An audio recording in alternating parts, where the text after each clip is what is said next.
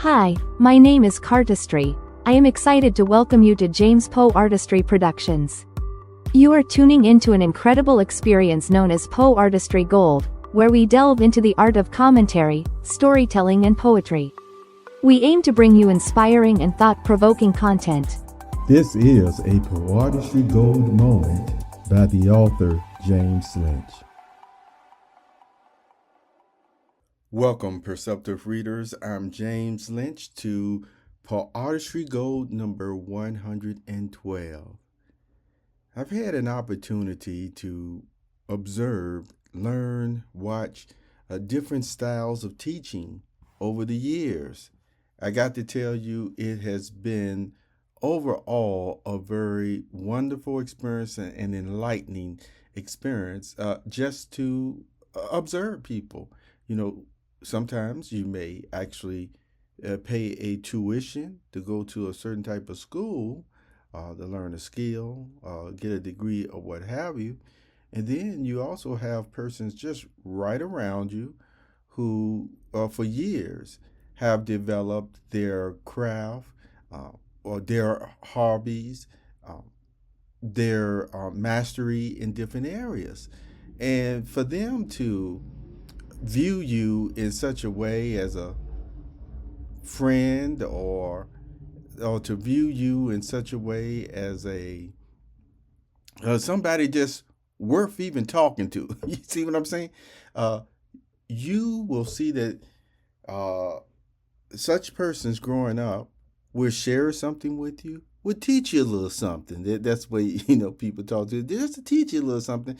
And it really is more of an act of love or just want to give you something that you have to help you even be more finely tuned and to move on in your course in life. You see, no other motive than that.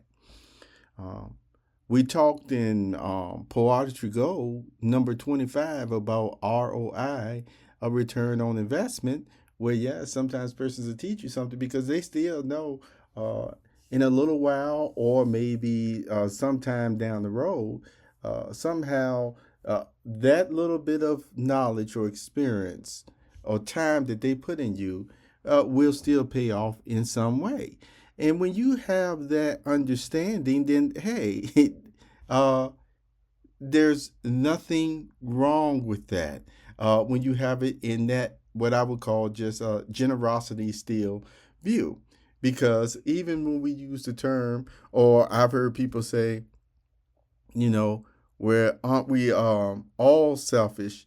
And I've listened over the years as well to different teachers, how they will describe that, and they'll put it more in an a necessary uplifting way, or almost like in the priority way, so that they can factor in that word selfish in this type of narrative setting or what have you. And, for me, there are just certain words that, because of the connotation being just so many times, can I just say it adjective wise, just in a negative feeling way, as some of you have learned with your own expressions with certain words, then you're almost like, no, in no other narrative way, no other type of situation or circumstances way, and I'm going to even put that word in any uplifting view at all. Even though, you can see why people mention it in a positive way, so to speak, so that they can not only keep the audience attention, but to be able to make a smoother transition, the connection of some of the things that they did that could still in one sense maybe be considered selfish was not really selfish at all. So, for me, I just skip straight to the point of saying, well, look, priorities are priorities. You got a priority to, feed yourself. And we talked about your other responsibilities that you have. All of those are priorities that you have to put first before, for the most part, you go out there and start giving, all over the place, and then none of your priorities are able to be paid for. You see, so so it's not selfish to have, though that type, as I want to emphasize, standard in life. You see, it's actually smart, and you can use other words like frugal and things of that. It's just wise, okay, to do that. So, in general, what I'm saying, sometimes people will say that they're selfish, and they're not being selfish at all. They're just being sane, they're being wise, etc. Okay.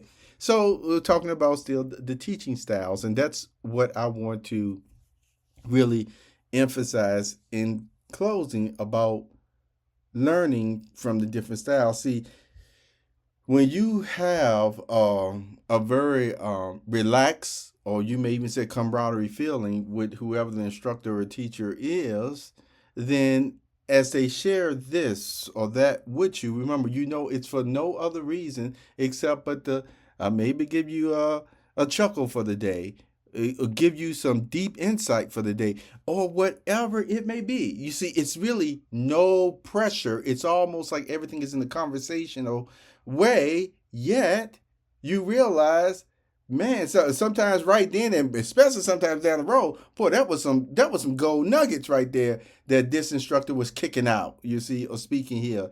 He or she, that's right.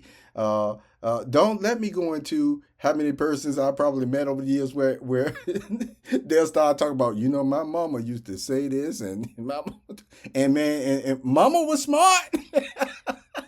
And so did me. I used to talk a lot about with my father, stuff that he would say. Now, all the same, this is what I still want to say in closing. See, about Jesus.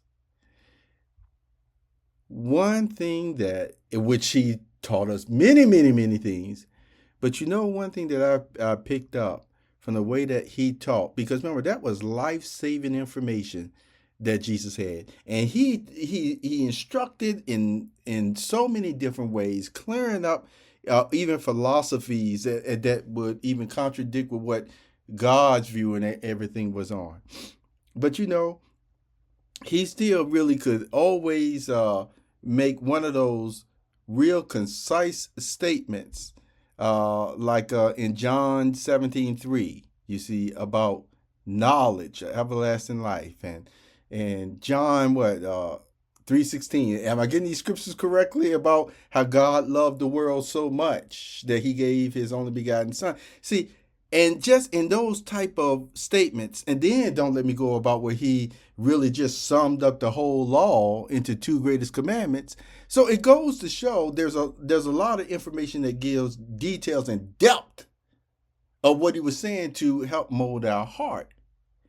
Yet, what would somebody ask sometimes? Okay, if you had to describe what Jesus' teachings were in this way, or one word, or that, or what have you, overall, yes, it is talking about God's kingdom and the sanctification of God's name. You see, yes, it is. All the same, when you start opening it up, as that flower starts to bloom, sequoia trees or whatever, I mean, it gets huge in the knowledge from just that seed or statement of the theme of God's word, the Bible. Yet, this is still what I want to emphasize overall, no matter what type of teacher you have become. This is what I learned from Jesus. Remember, when it came to the law covenant, even, yes, the holiness of God, even, think about the reason why God even put that law in place in the first, it put those statutes in place anyway. I mean, it tells about it. He tells about it. But see, I want you to still catch the spirit of it. Sometimes people can look so much at the law, even laws of the land, and make it just seem like or they'll turn it towards because they would be probably missing the spirit of the law or just in ignorance. This is something that I learned from Jesus. The law still was also not only to protect God's seed, okay, but it literally was to protect God's people, see? And so the law was a servant, see, to God's people and not the other way around. And especially today, when we think about the law of the Christ, a love and things of that nature, it really goes to show that if persons are really doing things with the positive intentions, clean heart motive towards you and things of that nature. I mean, it literally does cover a multitudes of sin. And so that gives you an example of how, what? How, again, the law is supposed to protect and serve us and not us as humans the other way around. And so that's just something you can meditate further on in closing. Take good care of yourself, perceptive reader. If you have any question, go to buymeacoffee.com/James Poeartistry. Take care.